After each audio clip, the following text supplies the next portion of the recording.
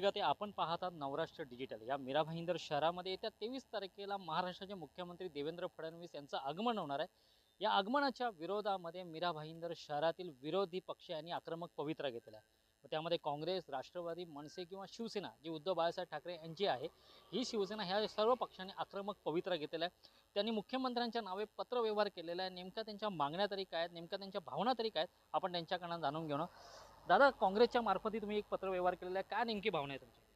जी आता बऱ्याच दिवसांनी सीएम नेहमीच येत असतात, पण यावेळी बऱ्याच दिवसांनी सीएम इलेक्शन नंतर या ठिकाणी येणार आहेत. आणि यावेळी आम्हाला सीएम साहेबांना म्हणजे हिंदूंचे कैवारी म्हणजे भाजपा आणि त्यात करून त्याचे मुखिया म्हणजे सीएम. आता मागच्या काही काळात या हिंदूंच्या आस्थांवरती कुठेतरी पाणी फिरायचं काम या भाजपाने केलेलं आहे. मागच्या काळात जे गणेश मूर्तींचं विसर्जन झालं, त्या विसर्जनाच्या वेळी त्या गणेश मूर्तींची कशा प्रकारे यांनी विटंबना केली आज पूर्ण मीरा भाईंदरकरांनी आणि सोशल मीडियावरती पूर्ण जगाने पाहिलं असेल. आज ज्या ठिकाणी प्रदूषण हा विषय घेऊन सीएम बोलले जातात, प्रदूषणामुळे या मूर्तींना खाडीमध्ये त्याचं विसर्जन करू दिलं नाही, त्याचवेळी त्याच खाडीमध्ये इतरही गोष्टींचं कायम अजूनही प्रदूषण होते, त्याबद्दल सीएम साहेब काही बोलत नाहीत. त्यासाठी आज ज्यावेळी सीएम साहेब मीरा भाईंदर शहरात येणार आहेत, भाजपाचे सर्वेसर्वा मीरा भाईंदरमध्ये येणार आहेत, हिंदूंचे कैवारी मीरा भाईंदरमध्ये येणार आहेत आणि भाजपा तर हिंदूंचा ठेकेदार आहे. म्हणून आम्हाला पडलेले प्रश्न, आमच्याकडे असलेले प्रश्न मांडण्यासाठी आम्हाला सीएम साहेबांचा त्या दिवशी मीरा भाईंदरमध्ये वेळ हवा आहे आणि ती मागणी आम्ही केलेली आहे. सीएम साहेबांच्या ऑफिसला पण केलेली आहे आणि पोलिसांना पण. नक्कीच आपल्याकडे सोबत राष्ट्रवादीचे आहेत. राष्ट्रवादीचे दादा, तुम्ही तुमच्याकडनं काय मागण्या आहेत?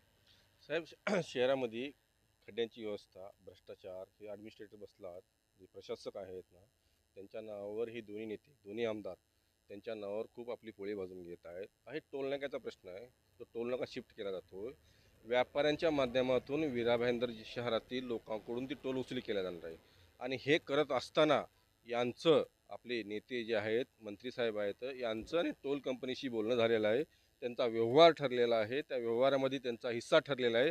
त्या हिश्श्यामुळं, कारण तो वसुली होणार आहे, एक्स्ट्रा वसुली होणार आहे. अगोदर फक्त मुंबई शहरात एंट्री घेणारे लोक टोल द्यायचे, पण आता मीरा भाईंदर शहरातले लोक देणार आहेत. जो काही मीरा भाईंदर शहरातल्या लोकांकडून जो टोल वसुली केला जाणार आहे, त्याच्यामध्ये तो व्यवहार त्यांचं पर्सेंटेज ठरलेला आहे. म्हणून तो टोलला काही तर शिफ्ट करण्याचा प्रयत्न त्यांचा चालू आहे. ते आम्ही होऊ देणार नाही. या आणि बऱ्याचशा शहरातल्या गोष्टी आहेत, आम्ही पत्राद्वारे तशी मागणी केलेली आहे. त्याच्या विरोधात आम्ही त्यांना काळे झेंडे दाखवून आम्ही आंदोलन करणार आहोत. त्यांनी जर वेळ नाही दिला आम्हाला, तर आम्ही त्यांना काळे झेंडे दाखवून त्यांचा निषेध व्यक्त करणार आहोत.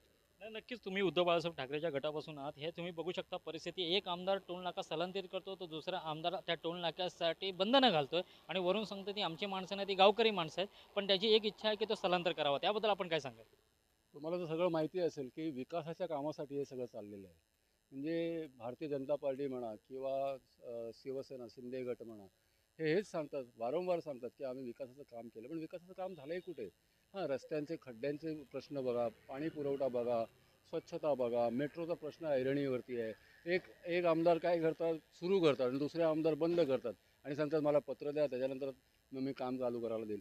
असं चालत नाही. विकासाची कामं तुम्ही बोलता तर तुम्ही इथे बघा की मीनाताई ठाकरे मंडई आहे. हां, त्यांचे तुम्हाला मी इकडे आता हे आणले, फोटोज आणले, त्यांचं तुम्हाला दाखवतो. ही मीनाताई ठाकरे मंडई आहे. हां, हे प्रमोद महाजन सभागृह आहे. हे मागील 10 वर्षापासून म्हणजे सुरू झालं आणि बंद झालं. म्हणजे तुम्ही विकास केला, हे बंद बंद करोडो रुपये गेले याच्यामध्ये. म्हणजे विकास केला, हे बंद ठेवण्यासाठी केला का? असे बरेच हे प्रश्न आहेत. आणि आता सामंतसाहेब बोलण्याप्रमाणे आमची आस्था आहे, म्हणजे आमचे गणपती बाप्पा ज्यांचं विसर्जन झालेलं नाही आहे. हां, मागील गणेशोत्सवाच्या कालावधीमध्ये पण मी व्हिडिओ टाकलेला की ह्या मूर्तींचं करणार काय, अजून त्याचं काही उत्तर मिळत नाही. म्हणजे ह्या मूर्ती तुम्ही काय करणार आहेत?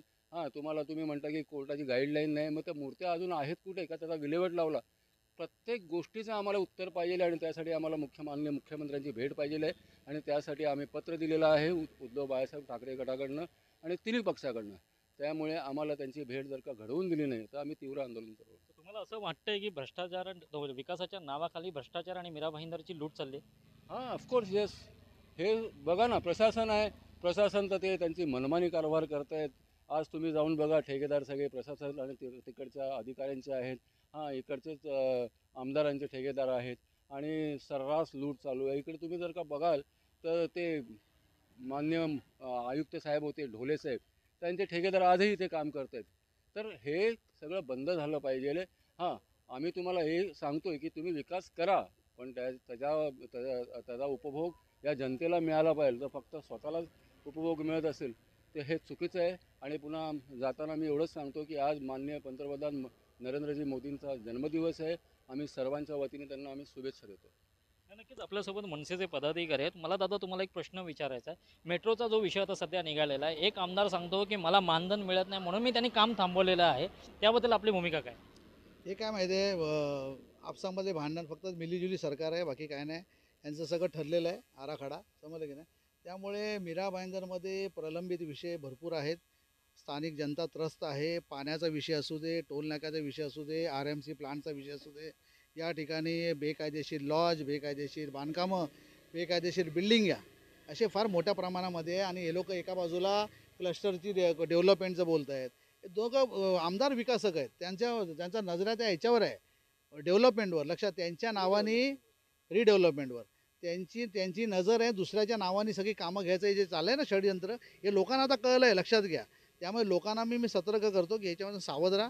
त्याचबरोबर आम्ही जे पत्र दिलं आहे की या ठिकाणी मुख्यमंत्री साहेब येत आहेत, त्याचं कारण असं आहे की या ठिकाणी मुख्यमंत्री साहेबांना मीरा भाईंदरमध्ये काय चाललं आहे हेच प्रॉपर बातमी मिळत नाही, लक्षात घ्या. त्यामुळे ऑफलाईन आणि ऑनलाईन काय आहे ना, ते आम्हाला मुख्यमंत्री साहेबांना भेटून द्यायचं आहे. त्यामुळे या ठिकाणचे जे आमदार, त्यांचे जे आमदार आहेत, हे दिवसांदिवस खोटं बोलत आहेत. 6 महिन्यामध्ये पाणी आणणार होते, गेलं कुठे पाणी? शटडाऊनच्या नावाने या ठिकाणी फार मोठ्या प्रमाणामध्ये सूर्या डॅमचं पाणी येणार आहे. सूर्या डॅमच्या नावावर फार मोठ्या प्रमाणावर भ्रष्टाचार होतो आहे. शटडाऊनचे कशासाठी शटडाऊन? एकाच ठिकाणी 10 वेळा शटडाऊन होतं, म्हणजे यांचं लिकेज होतं. म्हणजे याचा अर्थ यांची किती मशिनरी खराब आहे ना, हे सिद्ध होतं. तर मला असं वाटतं मेट्रो कार शेडचा विषय असू दे, स्थानिक लोकांचा भूमिपुत्राचा विषय असू दे, असे अनेक प्रश्न आहेत. आता त्या दिवशी आम्ही जर मुख्यमंत्र्याला भेटू, त्या दिवशी स्थानिक भूमिपुत्र आमच्यावर असतील, लक्षात घ्या. त्यामुळे मीरा भाईंदरमध्ये प्रशासनाच्या वतीने, जशी सामंतसाहेब बोलले, विटंबना झाली गणपतीची याच्यामध्ये. त्यामुळे प्रशासनाला कोण उत्तर आणि सवाल करणारं कोण नाही. त्यामुळे आम्ही मुख्यमंत्र्यांना स्टेटस जे आहे इकडचं हे सांगणं गरजेचं आहे. म्हणून आम्ही त्यांची जी सभा जिथे असेल त्या ठिकाणी आम्ही जाणार आणि रितसर आम्ही त्यांना पत्र देणार आहोत, लक्षात घ्या. त्यामुळे आम्ही सर्व पक्षांनी पत्र दिलेलं आहे. आम्हाला नक्कीच ते वेळ देतील. आणि मी नरेंद्र मेहतांना पण आज पत्रव्यवहार करणार आहे की तुमचे मुख्यमंत्री येत आहेत, तुम्ही आम्हाला वेळ घेऊन द्या. मुख्यमंत्र्यांनी भेट नाकारली तर आपली भूमिका काय असेल? आमची भूमिका स्पष्ट आहे. आम्ही काळे झेंडे दाखवते ना, लक्षात घ्या.